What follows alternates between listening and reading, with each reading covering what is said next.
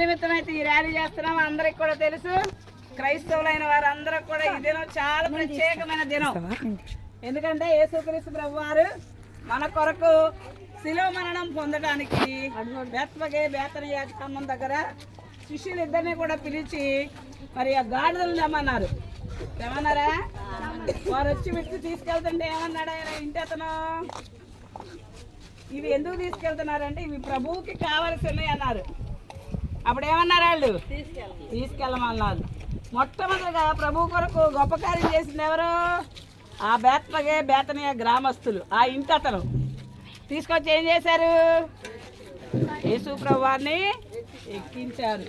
ఎక్కించిన తర్వాత ఊరికే ఉన్నారా? ఆయన వీధుల వెంట నడుస్తుంటే వాళ్ళ చెట్లు, పొలాలు, పువ్వులు పూసే చెట్లను నరికి ఆ గాడిద మీద నూతన వస్త్రాలు వేశారు. పాతవి కాదు. మన ఊరికే చెట్టు కొమ్మలో ఈత చెట్లు వేసి చెట్లు పూలే పెట్టాం. కానీ వాళ్ళు చాలా మరి విలువైన వాటిని ఇచ్చారు. ఏమెక్కారు యేసు ప్రభువారు? గాడిదను ఎక్కారు. గాడిద అసలు ఏమంటారు పిల్లల్ని చాలా మంది తల్లిదండ్రులు? గాడిద అంటారు. అనకూడదు. గాడిద అంటే పనికి మాలింది. దేవుడు నిన్ను ప్రేమించి బిడల్ని ఇస్తే బిడల్ని ఏమంటారు? గాడిద అంటారు. అరే దున్నపోత అంటారు.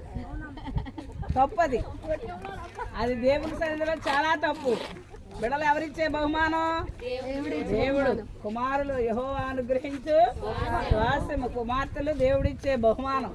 కాబట్టి బిడ్డల్ని ఎవరు అట్లా అనకూడదు. కానీ ఎప్పుడైతే యేసు ప్రభు వారు గాడిదను ఎక్కారో గాడిదకి ఏమొచ్చింది? ఘనత వచ్చింది, గొప్పతనం వచ్చింది.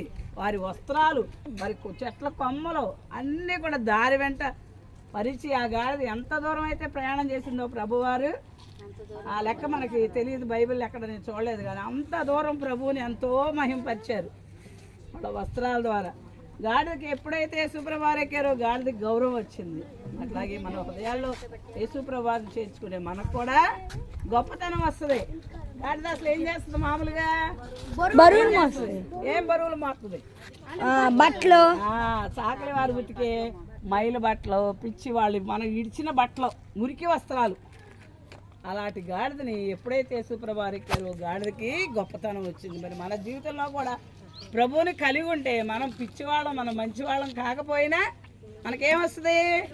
విలువ వస్తుంది. కాబట్టి అలాంటి విలువైన యేసుక్రీస్తు ప్రభువారు మన కొరకు చేస్తున్న గొప్ప కార్యాన్ని బట్టి మనం మన హృదయం అంతటా దేవుని స్తుతించాలి, దేవునికి స్తోత్రాలు చెల్లించాలి. మరి అన్నాడు ఆ పిల్లలకి ఆకలేస్తుంటే కొంతమంది గిట్టని వాళ్ళు అడిగారంట, ఎందుకు ఆ పిల్లలు అట్లా అరుస్తున్నారు అని. అయితే ఏమన్నారు తెలుసా ప్రభువారు? వీళ్ళు కేకలు అయిపోతే రాళ్ళు కేకలు వేస్తాయి. మరి అంతే. ఇప్పుడు ఈ దినాల్లో క్రైస్తవులు అనబడే వారం దేవుని శక్తిని పొందట్లా. ఎవరు పొందుతున్నారు? అన్యులు దేవుని ఎరిగి వాళ్ళు గొప్ప కార్యాలు చేస్తున్నారు. కాబట్టి మనం అలాంటి పరిస్థితులకు వెళ్ళకూడదు. దేవుని మన హృదయమంతటితో ప్రేమించి దేవుని కొరకు గొప్ప కార్యాలు చేయాలి. గొప్పగా మనం ప్రభు కోసం జీవిస్తే దేవుడు మన ద్వారా మహింపరచబడతాడు.